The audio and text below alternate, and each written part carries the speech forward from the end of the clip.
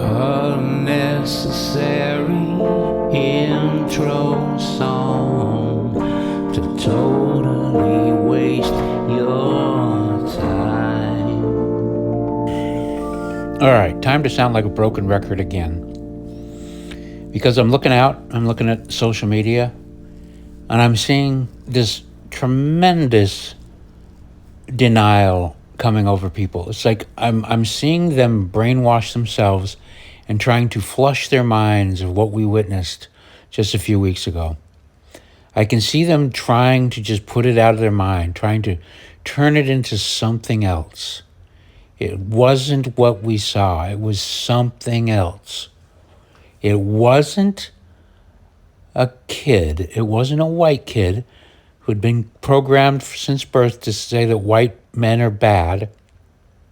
It wasn't one of him. It wasn't a trans man or a man pretending to be a pet, pretending to be a female pet. It wasn't that. It wasn't that. No, it can't be that. Even though we saw thousands of videos of people celebrating and cackling, dressed as furries, trans people promising and hoping it happens again. No, stop. Don't think of that. And it's not that. It's not that. It wasn't him. It couldn't have been him. It couldn't have been my neighbor. It couldn't have been my niece. It couldn't have been my nephew. It couldn't have been my brother. It couldn't have been my sister. No. It's Mossad. It's Mossad. It was an agent. And to me, again, I think this is evidence that people are generally good. Kind of a, I know it's a weird spin, but hear me out. I think because people are generally good, they can't see their neighbor as being potentially evil. It's too close. It's too close for them. Even though they were shouted at and yelled at by mask-wearing freaks during COVID. No. It wasn't their fault. It was Fauci's fault. It was Fauci's fault. It wasn't their neighbor's fault that their neighbor got violent and aggressive and crazy and didn't care if you died and hoped you died because you didn't wear your mask because you're a grandma killer. It wasn't them. It was Fauci. Fauci did that. All we got to do is get rid of Fauci and Bill Gates. And once we get rid of them, we get rid of all evil. All we have to do is kill the devil. Okay. That's what I'm seeing. People that I normally like and respect are scrubbing. They are trying as hard as they can to deny the reality, the clear, plain reality in front of them, that we have a very, very sick society, right? And if you want to trace back the roots of that sick society, you'll still find terrible enemies, ghoulish demons. So I'm not denying you your ghoulish demon. But I am denying you your denial that we don't have a problem, or that we have a problem. We have a problem. There are thousands, if not tens of thousands, of Tyler Robinsons. And what's his name? Jason John, the shooter from Texas, and the countless others. We see so many. The curriculums and the algorithms have made an army of Zoomer zombies. Like it or not, some of these are your kids because you sent them to school and you allowed them to be brainwashed. I get it. I know why you're in denial. You don't want to accept any of the blame for that. I don't either. I don't want to face the fact that I was brainwashed. Not as much as the Zoomers. Because the Zoomers were brainwashed by the millennials who were brainwashed by the Gen Xers, But yeah, that's the only thing. I've said this before.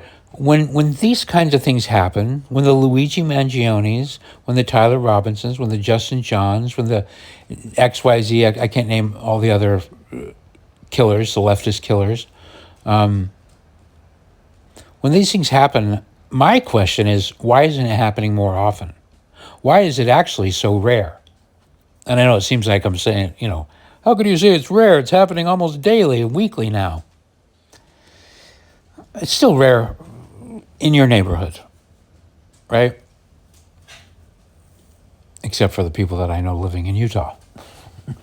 And it's not that rare.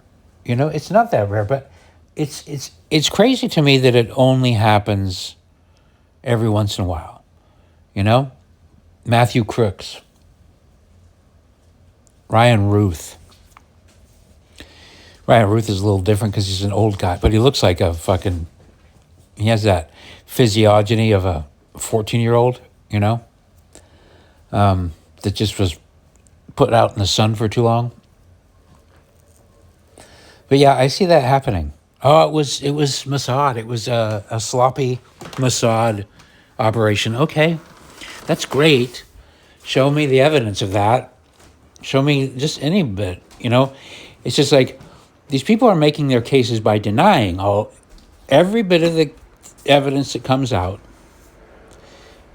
Just deny it. Just deny it. Just deny it. It wasn't Tyler, okay? Can you explain why his parents say it is? Can you explain why his neighbor? Can you explain why none of his neighbors have come out and said, yeah, that's not Tyler. That's not, I was actually with him. I was with him. Can you explain? Well, I don't have to. Okay. But I don't have to speak with you as if you're a rational human being either. I don't have to pretend. I'm not going to say I've been patient. I haven't been patient, really. I'm not a patient person, but sitting by and watching half of my Facebook friends that I thought were reasonable, rational conservatives, conservative meaning conserving time-tested ideas, philosophies, and strategies. One of those time-tested things is looking at the preponderance of the evidence, all the evidence, not just one little detail, but all of it. They don't seem to be doing that. They seem to be outright denying the evidence with hostility and with the same kind of mocking, jeering, LOLing that we saw with the left celebrating Charlie Kirk. Oh, you idiot. You believe that? I don't want to do the broken record thing again. But it's this denial that's just troubling to me because I don't know how we're going to solve the problem of a generation of Zoomer zombies unless we at least accept the fact that Tyler Robinson was one of them. And it could have been the guy that was just down the street from him who killed his parents, also an alleged trans woman. It was a man pretending to be a woman, a man who was ashamed to be a man and ashamed to be white, so he pretended to be a woman. He went crazy, probably had all kinds of drugs in him, and he decided to kill his parents because that's what his teachers told him and taught him to do. No, but it's Mossad. Turn your eyes away from that, Merkley. It's Mossad. There was a plane out over Utah Lake, 888, aces over spades. They repelled. They did this. Okay. Do you have any video of that agent? No. Okay. Well, there is video of Tyler Robinson. That's not Tyler Robinson. Okay. Who is it? I don't know. Okay. Can you bring forth any witnesses that say, I'll go one for one. A mom, a dad, a neighbor, a priest, a sheriff. Let's say all the people in his high school, his neighborhood, saw the cars for out of town license plates. Let's say there's 50 people that have gone on record about Lance and Tyler. Do you have one person on record saying, I know the Mossad agent who killed him?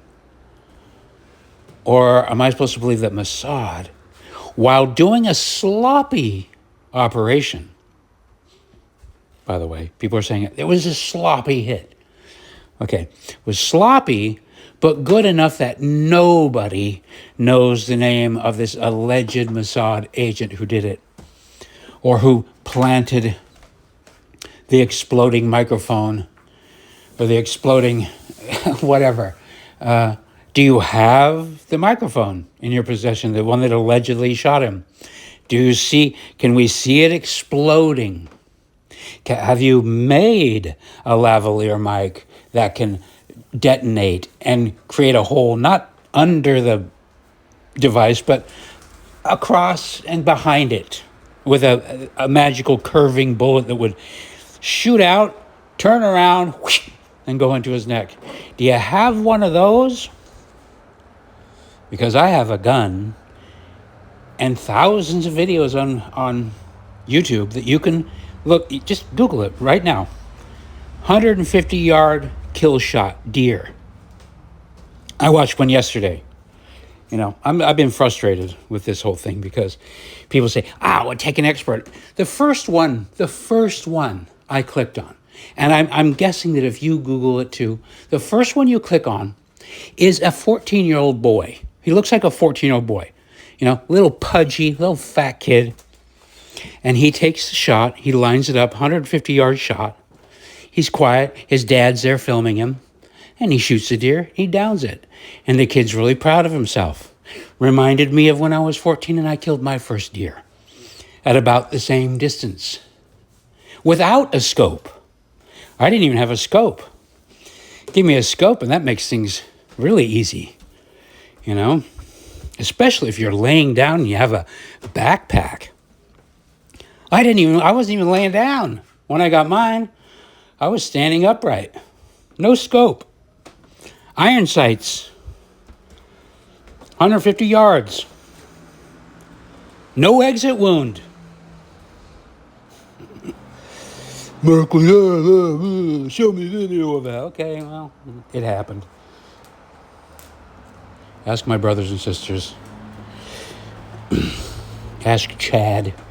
He was the other good shooter in our family. I think he inherited Boyd's 30-06. Boyd's my stepdad. But, yeah. Easy to believe, hard to believe. Easy to believe, hard to believe. Easy to believe is that a Zoomer zombie taught at his school, TikTok, Discord, the word Discord, that means something. Doesn't mean polite conversation. Radicalized. Takes his grandpa's gun, simple, stepdad's gun. The funny other thing is, I don't know if I've mentioned this, but my best friend from junior high all the way through high school till he dumped me when I left the Mormon church was Brent, okay? And Brent and I, for most of our high school, we didn't have much to do. And sometimes my friend Jared, who dropped dead from the COVID vaccine, sometimes just me and Brent, and sometimes just Jared and I would go, or sometimes all three of us would go, and we would just climb up on the roofs of schools and buildings we weren't supposed to. Fun little thing. You pull up, you see, I could get right there, I can climb up over there. So we used to go up and get on roofs of schools and roofs of buildings, fire escapes, but usually in West Jordan, you don't have tall schools, so just one story is enough. And we walk around. Brent ended up writing a play called Up on the Roof. And he used a pen name, Neil Brower. And I thought that was weird because Neil Brower was my neighbor across the street. I was like, why did you use that name? He goes, I don't know, I just thought it was cool. And we acted it out, he and I, Up on a Roof, his play by Neil Brower, a.k.a. Brent. I'm not going to say his last name here because I don't know why. Maybe you're not supposed to. But believable.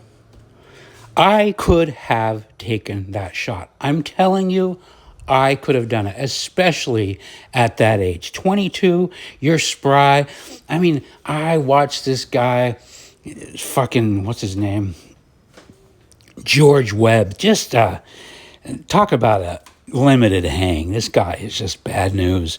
He's just getting clicks by doubting every story, everything. Tracing it back, ROTC, it's the military, it's this, it's that. Doesn't provide any information, real evidence. And when you dispel his evidence, as I've done a number of times, he'll just go, confirmed, you're right, I was wrong. But not really, you know? He was claiming that Mormon missions are actually just a front, and that's how they actually send these kids to Ukraine. I'm like, you realize there's Mormon missionaries in your audience, right? You stupid dope. You know? But he's just so in doubt. So in doubt. Nothing, you know, he grabs a plane ticket and walks the line, but you know, he's making the case that you couldn't jump off that roof. You have to be a trained paramilitary. I'm like, are you kidding me? What kind of childhood did he lead? We were jumping off shit all the time. Our own roof of our house. We got in trouble for doing it. Building ramps, jumping our bikes, going over the lime hills, going over, tunneling underground. You know, I don't know. I guess maybe there's a generation of kids that didn't live adventurous lives, but jumping off a roof, that's like no big deal when you're 22 and you're limber. You're not heavy. Now I'd probably break both of my legs, you know, but I'm 58 and overweight, you know. But I'm 22. Yeah, I can jump off that roof. No big deal. It's one story. It's one story. And he's landing on a lawn. He rolls like a professional. Really? It's like these people were never on a playground, for crying out loud. You know what I mean? Hell, we jumped out of swings and got more height than that roof drop.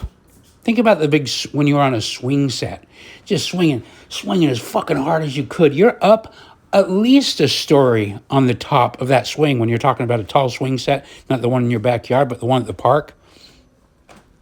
You know, with the rubber seat. Hell, imagine a 10-foot length of chain, right? And when you get up to the apex of that, you know, and maybe it's a 10-foot swing set, you're up almost as tall as that roof. You launch and you land because you're a kid and your bones are soft. Anyway, no, people are just in denial. I'm trying to reconcile this thought that I have. You know, because it's really making me nervous. Because these otherwise good people are shirking themselves of responsibility. When you pin it on Mossad, when you try to find a devil, that you can't get, that you can maybe just vote that out or shout it out on Facebook. You know, that's a part of it too. It's to me, it's a lot of this is cowardice. It seems like bravery. Oh, I'm brave because I'm saying it's Israel. Or I'm saying it's the CIA or FBI. And they're powerful organizations. Therefore, I'm brave for saying that. What really requires bravery is for you to march next door or wherever and hold a kid's hand and say, you don't need to chop off your dick. Or confront the parents and go, why are you doing this to your children? Or to go to the teacher and say, what the fuck are you doing? Why is there a fucking pride flag in my kids? Why are you talking to this child about his genitals? Why are you planting ideas in their head?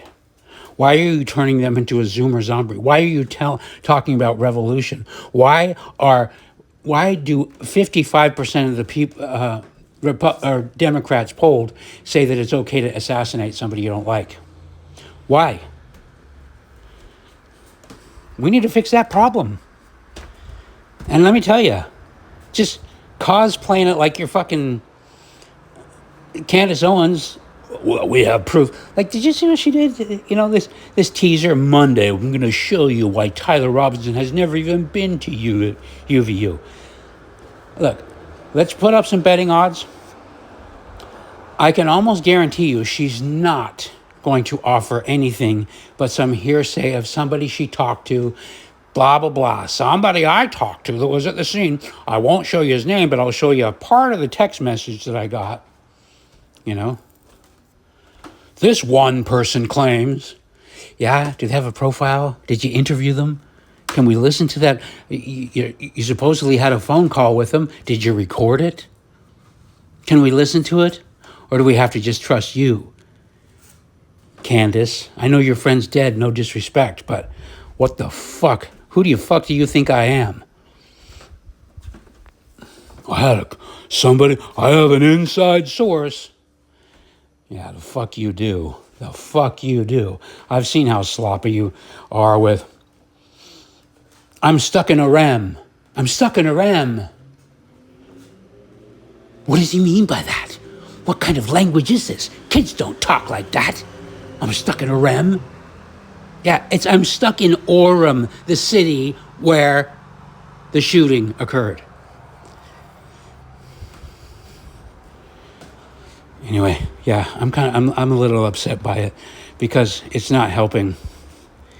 I don't think anybody that's guilty of this is probably listening to this recording. I kind of wish they were. This is one of those moments where I secretly wish that I hadn't piddled away my audience. I pissed it all away. I did it on purpose, you know. But this is one of those moments where you just got to go, people, fucking wake up, okay? Your denial of every piece of evidence is showing mental illness to me. This is not good. You know? And it's bumming me out. It's bumming me out because these are people with whom I agree on so many other things. You know? Since I've been staunchly defending Christians and Christianity since Charlie Kirk, and before that, honestly, it came about in 2020 is when I started turning around and realizing, oh, I see what they're doing. They're going after white Christians, you know? And so I've made a lot of friends in that regard, but since I've been making these recordings and expressing my desire to defend Christianity because of the values and the shared values that I have, I've had a number of people send me invites to go to church and do this and do that. And it's like, and I appreciate that. That's nice. That's what's so good about Christians is like, you're never kicked out forever. You know, there's always a path back if you want it. You know, but what it's striking me is it's still, there's this attitude that if you name drop Jesus and you invoke his name, possibly in vain, according to me, that the problems just magically go away. That Jesus will fix it. Jesus, take the wheel. Jesus. Jesus will do it. You know? I'm like, yeah, I don't think that. I think we have to fix things. And it ain't going to happen by just going, the Jews. And by the way, you can do that. Because the curriculums, the algorithms, the media, the movies, the video games, all share some really common origins. If you want to look for that, then fine. Look for that. But for fuck's sake, do not skip kindergarten and the flag hanging up at your school and the teachers that are teaching at your school. Do you know what curriculums they were fed? Do you know what's in the books? Do you? We didn't know. We dropped the ball. Okay? You probably dropped the ball. and are probably still dropping the ball if you're not putting serious pressure to get your kids or grandkids out of these radicalization indoctrination centers known as public schools. If you're not doing that, if instead you're just in denial and saying, Trump does everything Bibi Netanyahu says it's Trump's fault. Now, you have to be the person to solve the problem. And it's not your internet sleuthing that's so sloppy, by the way. So sloppy. Candace is so sloppy. Mocking is not investigating. Ever. LOLing somebody's... Oh, you think I'm supposed to believe that? I don't care what you believe. But these are the facts. Give me 10 of Tyler's close friends that say it wasn't Tyler. Tyler has been MK Ultra'd. I can prove it. One time at a sleepover, some Mossad agents came in and grabbed him. And they taped my balls to my knees. They told me not to say anything. Show me. You have to provide evidence too, you fucking arrogant shitheads. You can't just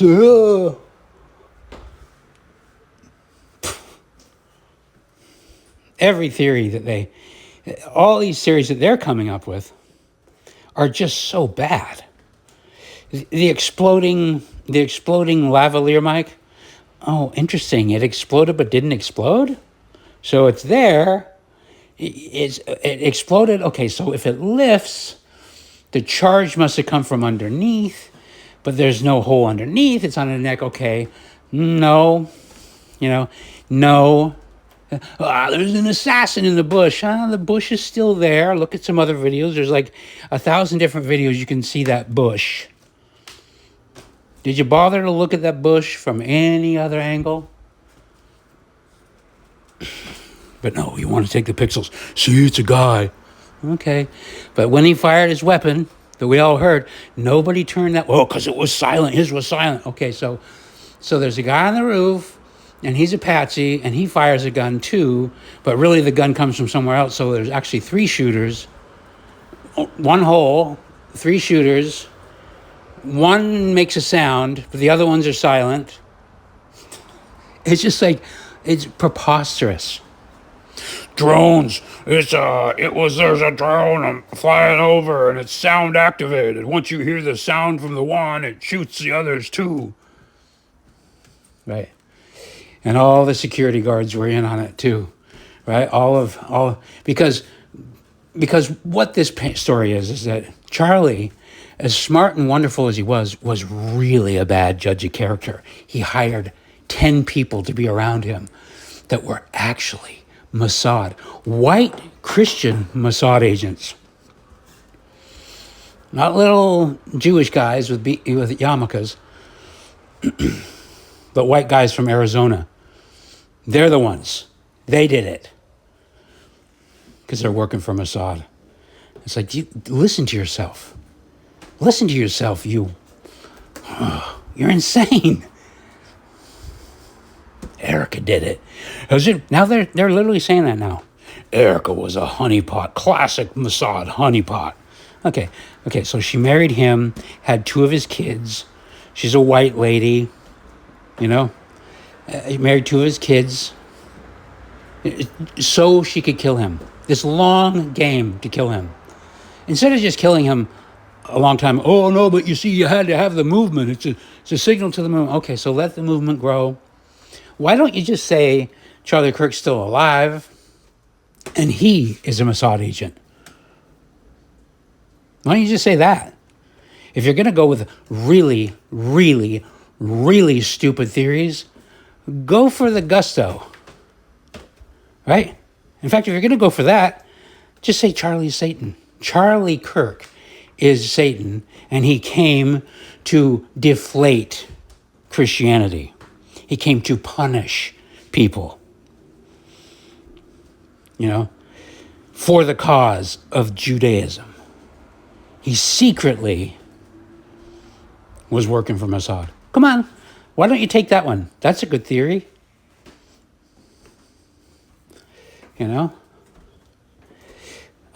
Let's think of some other theories. Erica did it. Well, just say Trump did it. Hell, why not? Why not say it certainly wasn't Tyler? Couldn't have been him. Because in order to get something done, what you need, if you need somebody killed, what you need is, rather than just one crazy person out of thousands of Zoomer zombies, instead of just relying on the fact that it will happen, ramping up rhetoric and knowing it will happen over and over and over again, the more you talk about it, the more you influence it, the more people are lionized, the more people become infamous for their shootings and stuff, the more the Free Luigi shirts go out, the more... Rather than that, instead of that, you need to hire a bunch of people, swear them to secrecy, have them go to training schools in Ukraine, teach them to parachute and stop, drop, and roll. Get some drones. Get some devices that explode. Hide it super well, even though you're doing it sloppily, according to these people. They can't pick. Is it the most genius, most amazing, most clandestine operation in the world, or is it a sloppy, shitty thing? It's like, use your heads, people. It's just depressing to me that people who, like me, are entertaining these kinds of stupid ideas. You know what I mean? Because to me, it just makes me think, oh my God. But I said this a long time ago. This is why every time I've ever gotten any kind of popularity. I remember one time, because I had this band, Swim Herschel Swim, and I did all the marketing for them. Drew the album covers, made the T-shirts with my little drawings and stuff, made the logos, and anything visual about the band came from me and my little fingers and my little brain, right? And I remember being really proud of the shirts that I would design. This was back in the 90s when shirts were really big, and I put the logos askew so every shirt was different, random. And the screen printing would be sometimes on the side or whatever. But I remember walking down, the screen printing was supposed to be low on the shirt, and you definitely weren't supposed to tuck in your shirt, right? I remember one time going through Smith's Food King in Provo, Utah, and seeing a guy wearing my shirt, and he had tucked it in. And I just remember thinking, oh, God. This is my problem. Again, going back to the beginning of this thing. I look at the world and I just wonder why these things aren't happening more. I'm incredibly amazed that it's not assassination after assassination after assassination. We do have guns all over this country. Everybody's got one, But yet, still, despite what the news, it's still rare, Anyway. Looking at fans, whenever I've acquired fans, I've ultimately just become really super disappointed. I'm just being honest. It's not a good thing. I see these people that have fans and they love their fans and they're like super happy about their fans, and my fans are the greatest and I always stop. I never had a huge amount of fans, but in my photography hipster days in San Francisco, red carpet treatment, dude, man, how many of them chicks you bang, dude? And I was just like, I stopped doing it because I didn't like my fans. My fans were the ones that were actually telling on me. That's when I realized that the things that I was creating weren't so good. I realized that the art that I was creating wasn't very edifying to humanity by the way my fans interacted with me and by who my fans were. Guys running porn shops, people people running bars, drug dealers, not the, you wouldn't call these the pillars of society or so that's what I learned. And I was like, okay, I don't want these fans anymore. I don't want them, and I'm not saying I have fans now. I'm not. But there are a lot of people who I've never met in my life that follow me and sometimes share my content and say nice things to me, and I want to be appreciative of that. You want to have gratitude for people being friendly and being nice. But let me tell you, it fucking hurts. It stinks when some of these people, and I'm not calling them fans, please, so you get what I'm talking about. When people who allegedly share my values are also just off their fucking rockers with this kind of stuff. It makes me think, oh God, what have I done? Have I once again surrounded myself with crazy people? And maybe I'm just, maybe that's the thing, is maybe just everybody's crazy. There's that whole thing of, if it's everybody else, it's probably you. Okay, yeah, I'm the crazy one. I really think about that sometimes. I really do. I think, how can being totally rational and fair be so isolating? That's the part that is so troubling to me. When you literally set out to be fair, rational, objective, clear, careful, it's very isolating. Maybe there are other people out there that are like that, but I haven't found very many. Almost none. It's almost to the point where if you tried to make a pie chart in a software program, it wouldn't give you a sliver of pie. It would say, look, dude, I cannot slice the pie that thin. It's starting to get that way to me. I'm starting to find that being fair, being rational, being objective, needing clarity, is an act of craziness. You're insane. How are you not? You're believing your eyes, Merkley? You're believing the evidence? You're stupid, man. You're stupid. You're a fool. Wow. And I'm getting it from both sides now. That's what it's like being fair, objective, and rational. Is both sides are going to harangue you and LOL you. Laughing emoji. But yeah, I'm just totally being repetitive. I had some other things I wanted to say, but I've forgotten what they were. And now this ends up just being a repeat of my last 3 stupid recordings. But again, nobody has to listen to these. It's free. Okay, so high five. I hope you have a nice day, stranger. Thanks for listening. Unnecessary outro song to